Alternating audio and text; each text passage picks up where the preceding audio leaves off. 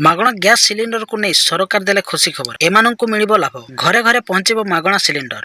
ଆଗାମୀ ନିର୍ବାଚନକୁ ଦୃଷ୍ଟିରେ ରଖି ଏବେଠୁ କେନ୍ଦ୍ର ସହ ରାଜ୍ୟ ସରକାର ଲୋକଙ୍କ ପାଇଁ ଅନେକ ଯୋଜନା ଆରମ୍ଭ କରିଦେଇଛନ୍ତି। ଏହି କ୍ରମରେ ଉତ୍ତରପ୍ରଦେଶ ମୁଖ୍ୟମନ୍ତ୍ରୀ ଯୋଗୀ ଆଦିତ୍ୟ ଧନତେରସ ଅବସରରେ ରାଜ୍ୟର ମା ଏବଂ ଭଉଣୀମାନଙ୍କୁ ଏକ ବଡ଼ ଉପହାର ଦେଇଛନ୍ତି। ଏହି ଅବସରରେ ପିଏମ୍ ଯୋଗୀ ଲୋକଭବନରୁ ପ୍ରଧାନମନ୍ତ୍ରୀ ଉଜ୍ଜ୍ୱଳା ଯୋଜନା ଅଧୀନରେ ରାଜ୍ୟର 1.75 କୋଟି ଯୋଗ୍ୟ ପରିବାର ପାଇଁ ମାଗଣା ଏଲ୍‌ପିଜି ସିଲିଣ୍ଡର ରିଲିଫ୍ ବଣ୍ଟନ ଅଭିଯାନ ଆରମ୍ଭ କରିଛନ୍ତି। ଏହି ଯୋଜନାରେ ଯୋଗୀ ସରକାର 2,312 କୋଟି ଟଙ୍କା ଖର୍ଚ୍ଚ କରିବେ। ପିଏମ୍ ଯୋଗୀ କହିଛନ୍ତି ଯେ ହୋଲି ଅବସରରେ ଆମେ ସରକାର ମାର୍ଚ୍ଚରେ ପୁଣି ଥରେ ମାଗଣା ଗ୍ୟାସ୍ ସିଲିଣ୍ଡର ଯୋଗାଇ ଦେବେ। ଏହି ଯୋଜନା ଲାଭ ପାଇବା ପାଇଁ ପ୍ରଧାନମନ୍ତ୍ରୀ ଉଜ୍ଜ୍ୱଳା ଯୋଜନାର ହିତାଧିକାରୀଙ୍କୁ ବ୍ୟାଙ୍କ ଆକାଉଣ୍ଟକୁ ଆଧାର ସହିତ ଯୋଡ଼ିବା ଆବଶ୍ୟକ। ମୁଖ୍ୟମନ୍ତ୍ରୀ ଯୋଗୀ ଆଦିତ୍ୟନାଥ କହିଛନ୍ତି ଯେ ବିଧାନସଭା ନିର୍ବାଚନ 2022 ସମୟରେ ଲୋକ କଲ୍ୟାଣ ସମ୍ପର୍କ ପତ୍ରରେ ଆଉ ଏକ ଘୋଷଣା ସରକାର ପୂରଣ କରିଛନ୍ତି। 2014 ପୂର୍ବରୁ ଲୋକମାନେ ଗ୍ୟାସ୍ କନେକ୍ସନ ପାଇବାକୁ ସକ୍ଷମ ହୋଇନଥିଲେ। ଯଦିଓ ଏକ କନେକ୍ସନ ଉପଲବ୍ଧ ଥିଲା, ସିଲିଣ୍ଡର ପାଇଁ ଜଣେ ଲମ୍ବା ଧାଡ଼ିରେ ଛିଡ଼ା ହେବାକୁ ପଡୁଥିଲା। ଏଥର ପରିସ୍ଥିତି ଏପରି ହୋଇଗଲା ଯେ ପୋଲିସକୁ ଲାଠିଚାର୍ଜ କରିବାକୁ ମଧ୍ୟ ପଡ଼ିଥିଲା।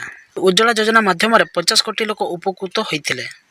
ଆହୁରି କହିଛନ୍ତି ଯେ ଯେତେବେଳେ ପ୍ରଧାନମନ୍ତ୍ରୀ ନରେନ୍ଦ୍ର ମୋଦି 2016ରେ ଉଜ୍ଜ୍ୱଳା ଯୋଜନା ଆରମ୍ଭ କରିଥିଲେ, ସେତେବେଳେ ଦେଶରେ ଗ୍ୟାସ୍ ଅଭାବ ଶେଷ ହୋଇଥିଲା। ପ୍ରଥମ ଥର ପାଇଁ ଦେଶରେ 9 କୋଟି 60 ଲକ୍ଷ ପରିବାର ମାଗଣା ଗ୍ୟାସ୍ କନେକ୍ସନ ପାଇଲେ। ଏଥିରୁ ପ୍ରାୟ 50 କୋଟି ଲୋକ ଉପକୃତ ହୋଇଥିଲେ। ପ୍ରଧାନମନ୍ତ୍ରୀ ଏଲ୍‌ପିଜି ହିତାଧିକାରୀଙ୍କୁ 300 ଟଙ୍କା ସବସିଡି ପ୍ରଦାନ କରିଛନ୍ତି। ପ୍ରଧାନମନ୍ତ୍ରୀ ଉଜ୍ଜ୍ୱଳା ଯୋଜନାର ହିତାଧିକାରୀମାନେ ସିଲିଣ୍ଡର ପିଛା 300 ଟଙ୍କା ସବସିଡି ପାଇବା ପରେ ଦିଲ୍ଲୀର ମୂଲ୍ୟ 306 ଟଙ୍କାକୁ ଖସି ଆସିଛି।